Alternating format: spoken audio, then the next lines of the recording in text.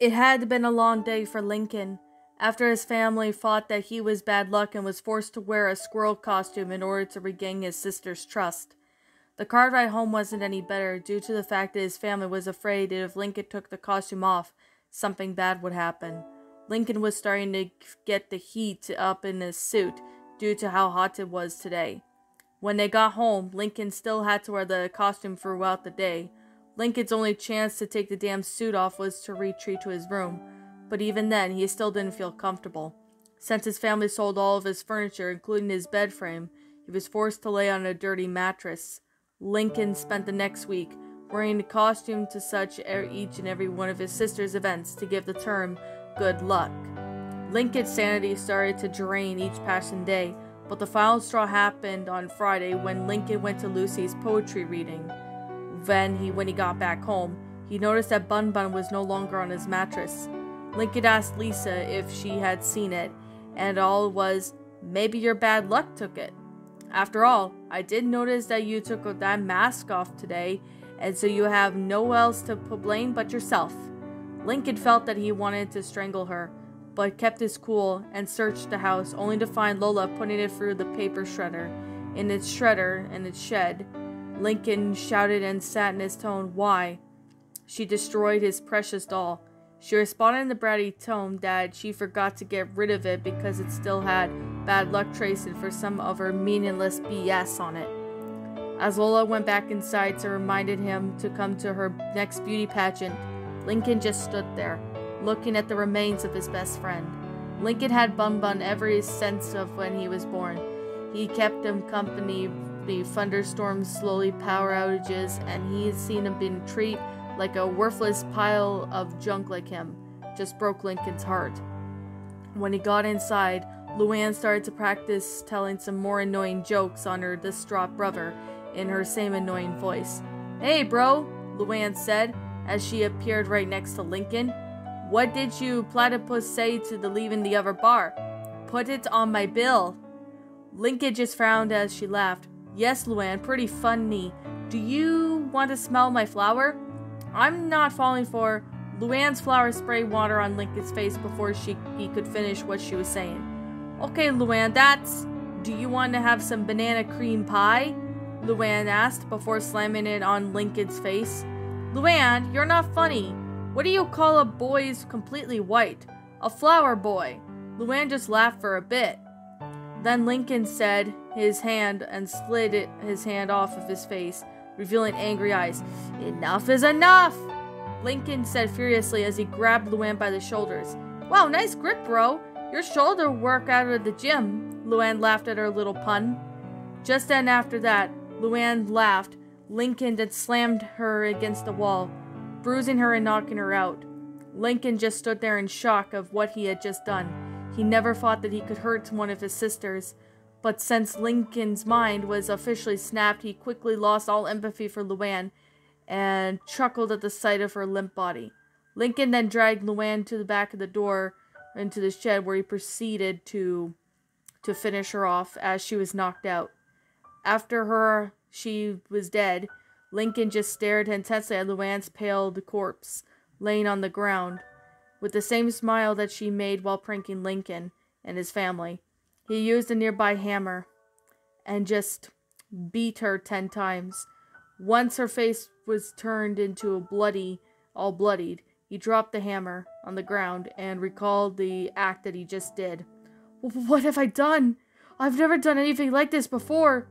He looked back at Luann, but this made him feel to be so alive. For some reason, I've never felt this good in a while. And now that you're dead, there's no point in stopping now. Lincoln just then started to hack into Lincoln said started to go over to what he wanted to do to Luann. He put her body in the trash bag and then put the bag in the trash can. Lincoln found a couple wipes and he used to clean his costume.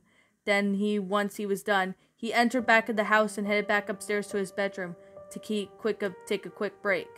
Lincoln exited out of his room and noticed Lori texting in her bedroom alone. A devious smile formed around his face as he approached his older sister. Hey Lori, can you drive me to the comic store? Why would I drive you when you're already taking your head off? We could have a crash or something, so no. Lori just left the room to go to the bathroom as Lincoln glared at the mirror at Lori's desk. Planning to the next wipeout, he took the phone and plans to lure his sister with it. Lincoln, let go of my phone, right? The mirror suddenly collided with Lori's face, breaking it into shards. Thanks for smashing my VR console, teenage brat, Lincoln snapped. Then the mirrors tipped off and started to hurt Lori. Of course, once Lincoln finished with what Lori wanted to do, she died slowly.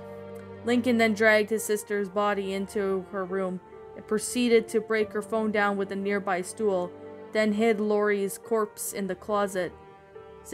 Linny soon entered the room just as Lincoln finished cleaning up the rest of the blood. Linny attempted to make a small talk with her brother, then not noticing the small ounce of blood on the costume's cheek. Lenny then asked what he was doing in Lori's room due to his bad luck, but before she could finish her sentence, Lincoln took the same stool and knocked Lenny to the ground. "Stop calling me bad luck," Lincoln said in a monstrous tone. Lenny then looked at her brother with a fearful look as he stuffed one of her dresses in her mouth. Lincoln then tied her hands together with duct tape and then left her there. He then walked towards the lamp on the nightstand and used it to bash Lenny from head to toe. As Lenny then took one final look at her brother, which she thought it was Lincoln, as he brought down the lamp with full force, shattering the process with the lamp. Lincoln then put Lenny up in the closet, sit with Lori. Lincoln then looked and with the intense grin. "Hey Lincoln, wanna wrestle?" "Well, sure, why not, Lynn? Bet I'll beat you this time." Lincoln then, out of nowhere, threw a punch towards Lynn's cheek. "Come at me, bro!" Lynn was then knocked to the ground with the force of Lincoln's punch. "Hey, why did you do that?" "Because this is no longer play wrestling."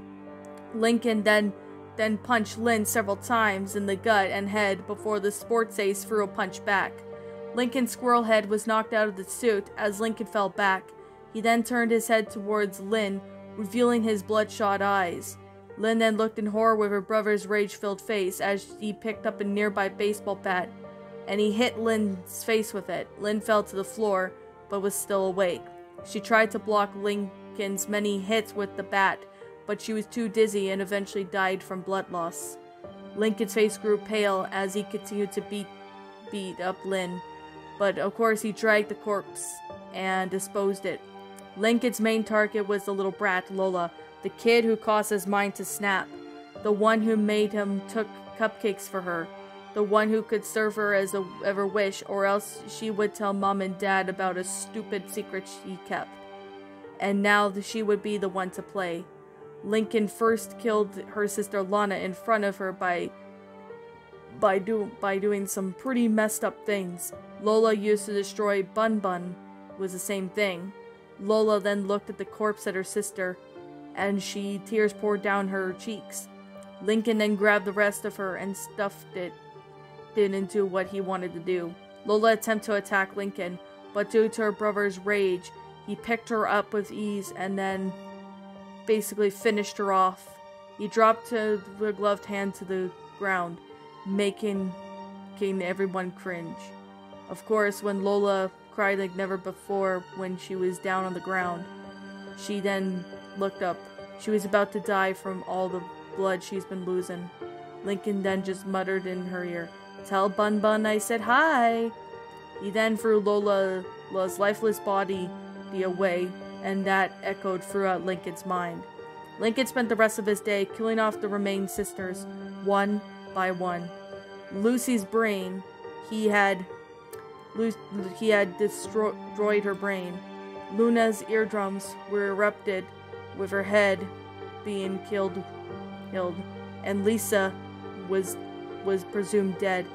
Lincoln didn't feel the need to kill Lily due to the fact that she didn't do anything to break his mind, so instead he planned to drop her off some random person's backyard. And after that was done, Lincoln soaked in the boiler and gasoline and threw a match inside the cellar of the yard's window. As the house burst into flames, Lincoln's parents got home in shock, seeing Lincoln with his costume soaked in blood, and his eyes were bloodshot and filled with insanity. Lincoln then threw the lighter to use to burn down the house, and the light van still on fire. Lincoln's parents was burnt, and of course his son made the escape. But then he threw up his squirrel costume in the fire and was never to be seen or heard again. Soon after the Loud family's house had been burnt, the ground police searched for Lincoln everywhere, but it seemed that later after the lit house was on fire, skipped town, implying that he was no longer in Royal Woods. Clyde soon got the news about Lincoln being dead and what he did to the whole family. He was shocked to see that such caring, empathetic boy would do such heinous act, but he soon realized that why he killed his family. Lincoln told Clyde about the incident that since his family thought it was bad luck and had to wear a squirrel suit just to give him good luck. Clyde could see how torturous it was to wear. Terrible thing, especially at the beach. But there had to be much more. Lincoln had to deal with much worse, so that what made this different?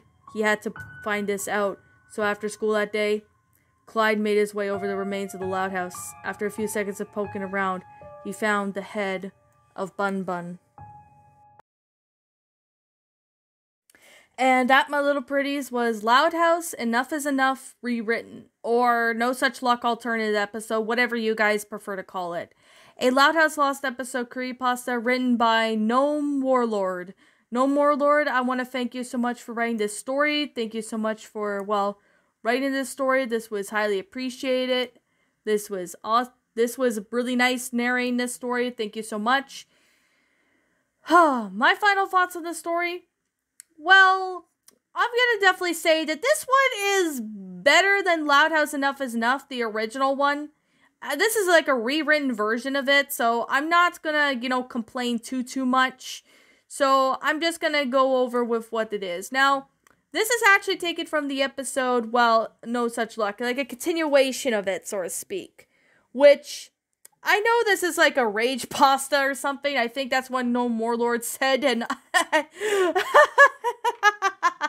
oh, I don't know why the hell I'm laughing. I don't know why the hell I'm laughing, but I'm laughing for whatever reason. So, I'm gonna definitely say that this one, I'm gonna say, if I could probably say that this is like, I know it's a creepypasta, but I think it feels more of a troll pasta or something. I don't know what I'm saying right now. I'm just sorry. I'm sorry if the review is not as great as I normally would do, because I'm just literally, sitting there and saying now, oh my god, Lincoln's sitting there and doing all the things. I know it's kind of making fun of, the same stuff.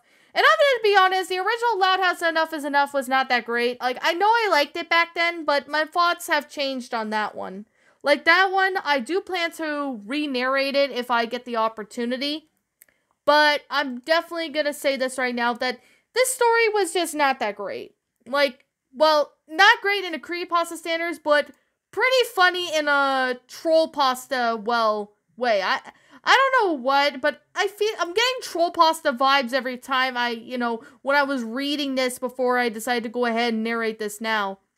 Like, I don't know what it is, to be honest, but for some reason, it feels like a troll pasta. I don't know why. I'm getting troll pasta, vibes, but please do not hate me for that. So I'm just gonna sit there and say this now.